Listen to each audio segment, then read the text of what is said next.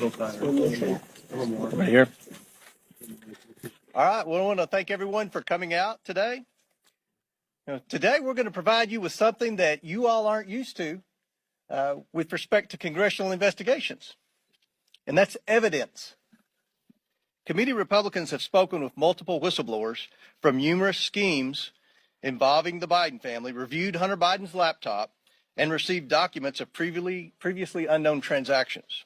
What we found are business plans aimed at targets around the world based on influence peddling, including with people closely tied to foreign governments like China and Russia. We also found plans based in the United States where the Biden family swindled investors of hundreds of thousands of dollars, all with Joe Biden's participation and knowledge. In 2019, shortly after announcing his campaign for president, Joe Biden told the American people he had nothing to do with and never had conversations with his family about their business dealings. That was a lie. Whistleblowers described President Biden as chairman of the board for these businesses. He personally participated in meetings and phone calls. Documents show that he was a partner with access to an office. To be clear, Joe Biden is the big guy. This evidence raises troubling questions about whether President Biden is a national security risk and about whether he is compromised by foreign governments. Despite the president's claim that he wasn't involved in Biden family business schemes, these photos show Joe Biden meeting with his family associates while vice president. Right there behind Paul. 4 different pictures.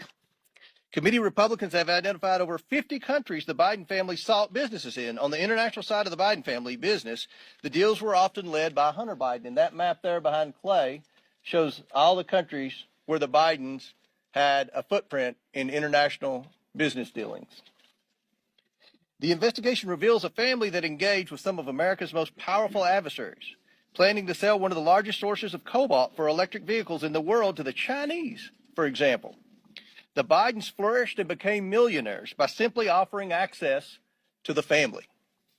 Among the dozens of shell companies the Bidens set up, there were millions of dollars of wire transfers, flights on Air Force Two to conduct personal business, and meetings with heads of state, all while Joe Biden was aware of what was happening. All the while, he turned a blind eye. Many transactions related to these businesses have raised red flags at U.S. banks. A suspicious activity report, or SAR, is a document a bank must file with the Treasury Department when a transaction is suspected to be related to money laundering or fraud or other types of criminal activity. According to media reports, the Biden family accumulated over 150 SARs.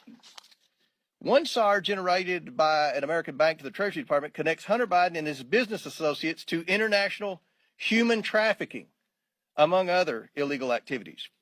The money that was being made from foreign principals in the same room as Joe Biden was increasingly spent on furthering illegal activity.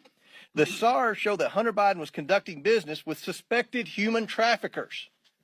The money gained through influence peddling was funneled to a suspected criminal enterprise, again, one linked to human trafficking. We have repeatedly called on the Biden Treasury Department to release additional financial documents to committee Republicans, but thus far Treasury has refused. We want to know what the Biden administration is trying to hide from the American people and why they are not being transparent. We also found evidence Hunter Biden sought to evade these SARs using his financial advisor, coincidentally a Clinton administration official. We will continue to pursue all evidence, and specifically the SARs and bank records in the new Congress. As part of our investigation, we have evidence that the finances, credit cards, and bank accounts of Hunter and Joe Biden were commingled, if not shared. And on some accounts, at least, red flags were raised by banks to the account owner or owners indicating suspicious or illegal activity. One of Hunter's closest associates, Eric Sherwin, was accessing Joe Biden's money and writing checks to reimburse Hunter.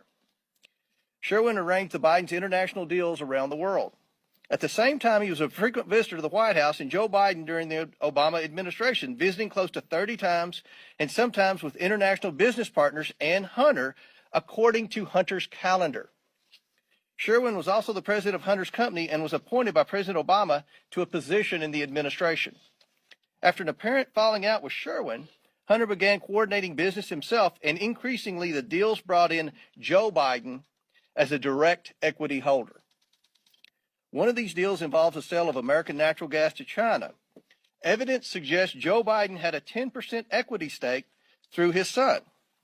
And behind Glenn and Andrew is a map from Hunter's laptop. This was a PowerPoint presentation on his laptop in Chinese that they used in working with the Chinese. Now, let's think about this for a second.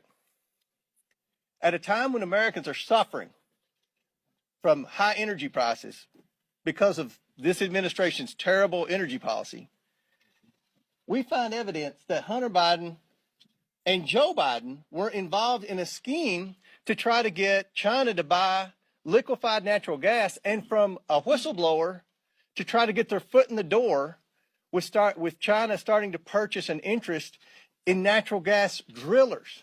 Now, people are in outrage over China